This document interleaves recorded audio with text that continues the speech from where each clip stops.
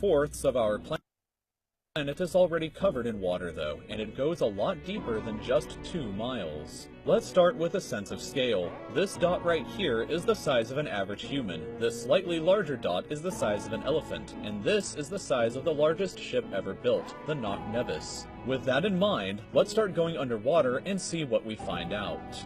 The first milestone is at 40 meters below the surface, which is the maximum depth allowed for recreational scuba diving. A little further down at 93 meters is where the wreck of the Lusitania was discovered, which is interesting because the Lusitania itself is 240 meters long, which means that it sank in water shallower than it is long, so if the ship was standing on its stern or bow, it would be sticking out of the water. Just slightly deeper than that, at 100 meters, is where diving can become seriously fatal if you're not careful because of decompression sickness. But that didn't stop a man named Herbert Nitsch to accomplish the free diving world record at a depth of 214 meters. This guy swam down to this level with just one single breath. But a little further down at 332 meters, we have the scuba diving world record, which was accomplished by another man named Ahmed Gabir. If he had swam down another 111 meters, then he would have reached the height of the Empire State Building if it was submerged underwater. And a little further than that, at 500 meters below the surface, we arrive at the maximum dive depth of blue whales, the largest creatures on the planet and also the limit of the US Seawolf class nuclear submarine.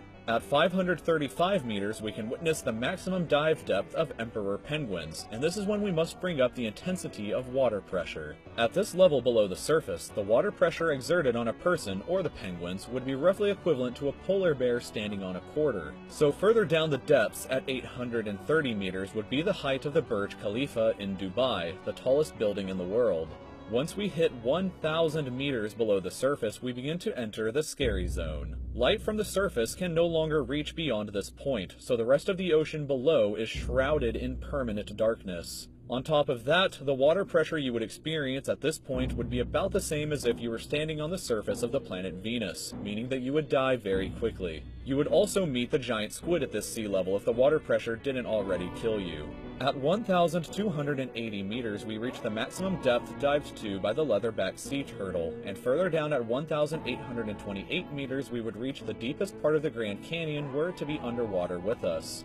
Down at 2,000 meters, we start to encounter some of the more terrifying sea creatures, like the ominously named black dragonfish, a carnivorous beast with a stomach that doesn't allow light to be emitted through it, meaning that since we're in total darkness underwater at this point, the only way you would ever see this thing is with a flashlight. A little further down, at 2,250 meters, we would reach the maximum depth dived to by both sperm whales and the very frightening colossal squid. Sperm whales often have sucker marks and scars left on their bodies from battles with the colossal squid that likely take place at these incredible depths. The squids themselves can grow to be 14 meters long and weigh up to 750 kilograms with eyes the size of a dinner plate and razor-sharp sickles in the middle of their tentacles. So yeah, good luck with that down there. Way further down at 3,800 meters, we can find the wreck of the RMS Titanic.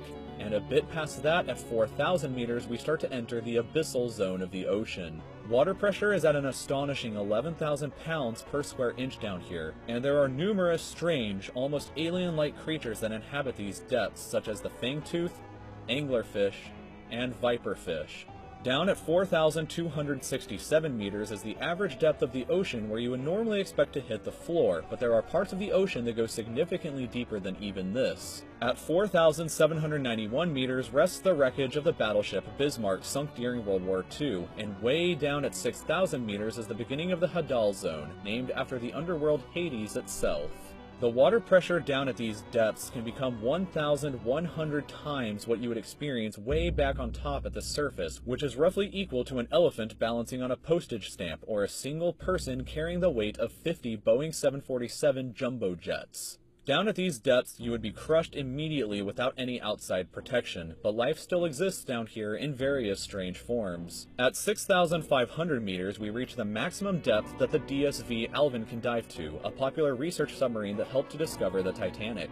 Way further down at 8,848 meters below the surface, and we have arrived at the height of Mount Everest, were it to be upside down and placed underwater. And then, way further past even that, at 10,898 meters, we arrive at the depth reached by James Cameron in 2012 during the Deep Sea Challenger mission. The deepest point in the ocean yet reached by humans was back in 1960 though, when two men named Don Walsh and Jacques Piccard reached a depth of 10,916 meters using their Trieste submarine. It took them 5 hours to descend through the ocean to this depth, and they only stayed for 20 minutes before a window cracked and they began to resurface.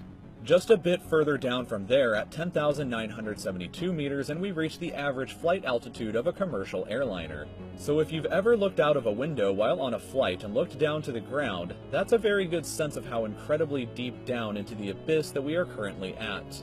Finally, when we hit 10,994 meters, we have hit the bottom of the known ocean called the Challenger Deep, right here on this map just about 300 kilometers southwest of Guam Island. However, it is believed that there are almost certainly even deeper parts of the ocean than this that just haven't been discovered yet. It wasn't until 1997, after all, that the Sirena Deep was discovered with a depth of 10,732 meters, making it the second deepest known point in the ocean. It is estimated that only about 5% of the ocean's floor has been accurately mapped, leaving the other 95% to be currently a mystery. It may be only a matter of time before an even deeper part of our ocean is found, and who knows what we may discover there.